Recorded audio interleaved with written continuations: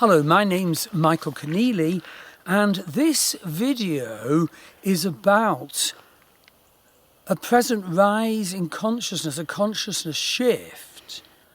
And it really is part two to a video I've just filmed about that consciousness shift, but how the sun moving across galactic center over the last few days has accelerated that and definitely sent a palpable, a feelable increase of energy to us humans. And you may like to look at my video on consciousness shift and sun transiting galactic center as an accompaniment to this video, because this video is about what is the role of the dark side at this time of consciousness shift. And I feel it could be a case of both better and worse as we move into 2020, and indeed this video and the one on the Sun Transiting Galactic Center is part of 7 add-on videos to my January 2020 newsletter. So one of the things I'm feeling, and I don't get involved in politics, but it seems to me there are two preposterous leaders in the United States and the United Kingdom at the moment, and I am certain they were elected as an expression of the Kalsarpa Yoga energy that has prevailed for quite some time. So Kalsarpa Yoga is where all the Vedic planets are to one side of the nodal axis.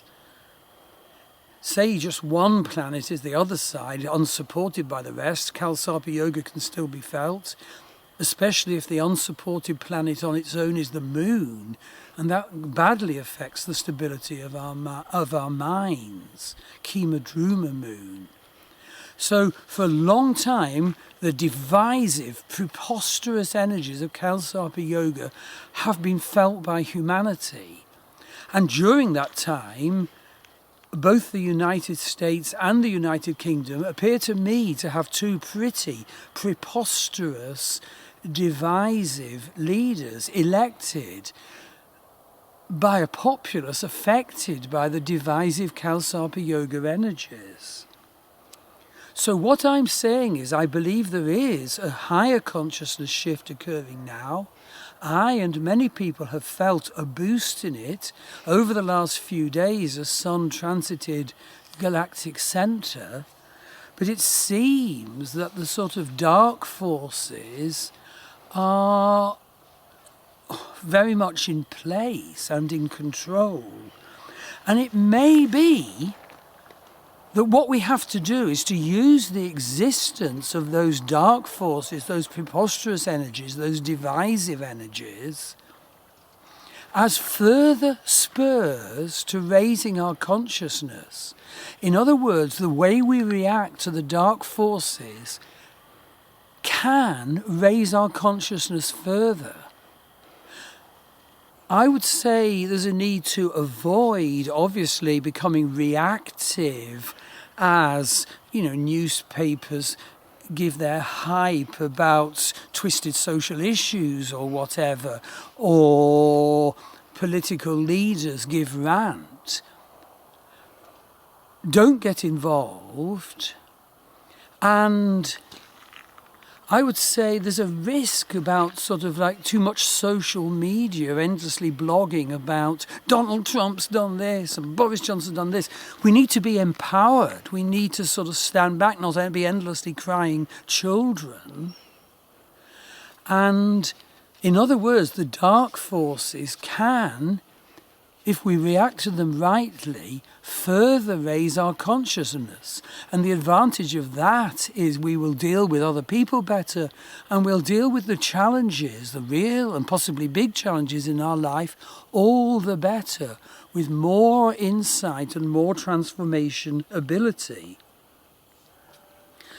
And there is a sort of twist to the tale, and that is the Saturn-Pluto conjunction.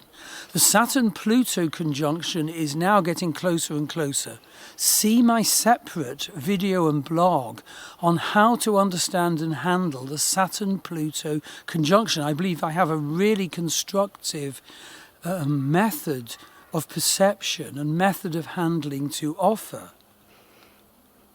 And at its best, it can be us carrying forward a holy grail containing the transformation energy of Pluto. So Saturn is the structure of the grail, and Pluto, which the grail contains, is the huge transformation, like the energy that arrives from the divine into our crown chakras, Kether. But you see, negatively, Pluto can be really dark and dirty, and these rather, I'd say, dark and divisive political leaders can somehow suck out and bring into the general populace the dark side, and that could escalate in an ugly way. And so the importance is to use that, if it happens, to create a very big spiritual consciousness shift. And there is another important thing happening which gets exact in January, and that's the Jupiter-Ketu conjunction, or the Jupiter-South Node conjunction. And that is a real energy of inspiration. See my separate video and blog about that, about the difficulties of it and the huge benefits. And what I want to say is that the last time the Saturn-Ketu conjunction was in Vedic Sagittarius, where it is now, here in Ireland, the Celtic revival took place. W.B. Yeats, Lady Gregory, A.E. and Ella Young, and more widely the Theosophists. That could happen now to counter these dark mass forces of political leadership. So do see in fact, 7 add-on videos and blogs for my January 2020 newsletter. Look out for them over the upcoming days. So that concludes my video on the issue of the dark side in our raising of consciousness. And you can get in touch with me for an astrology reading, or to enroll on one of my many courses, which are listed below the YouTube screen here and in the blog associated with this video. Thank you.